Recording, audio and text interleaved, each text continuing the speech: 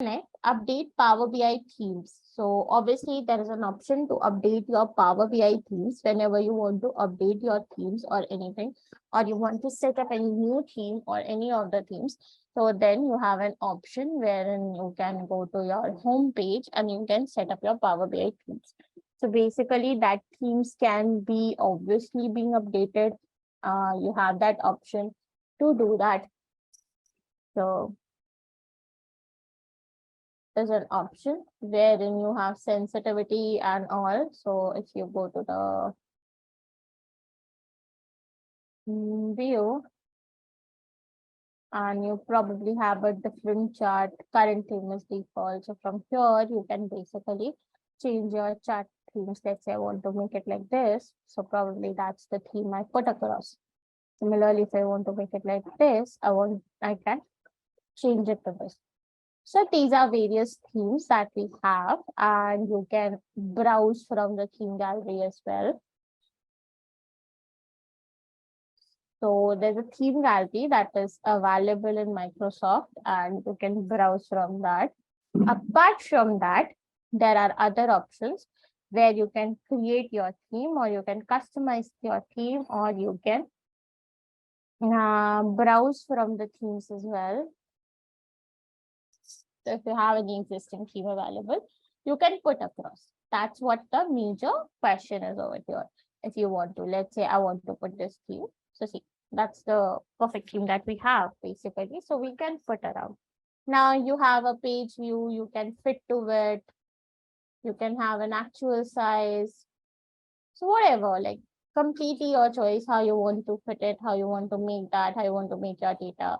You want to have a grid lines, you can create grid lines. So the data you will have to snap to grid, you will have to lock the object. Lock the object basically will not move your data from here to there. But if you don't, then it is going to move the data.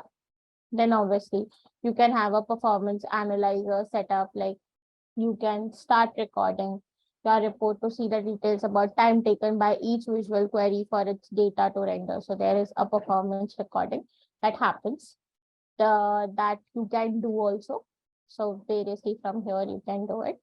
Then you have a data drill. So you can have a drill through option, or maybe a drill through in the sense you can drill it down through maybe more data.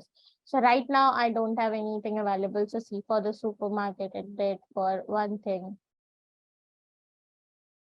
You can off this and you can be back on the data set again.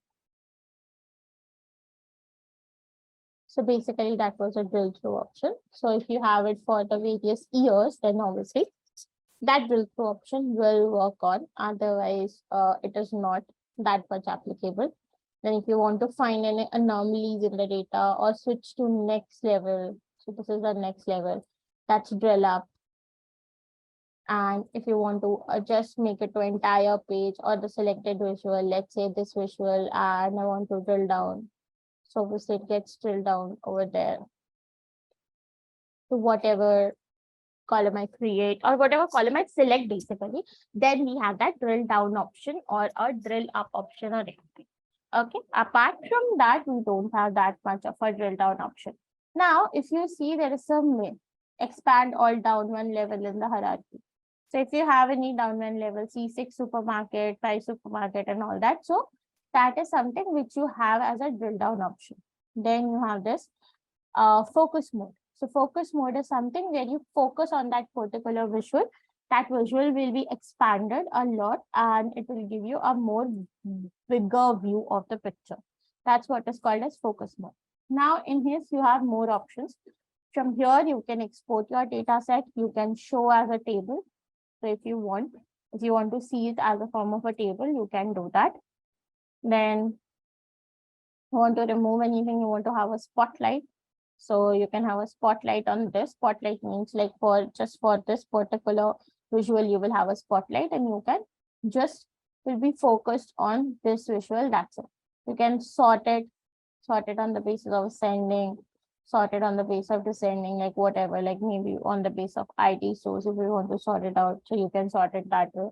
If you want to sort it on the basis of your sales or store number, or maybe sum of overall profit.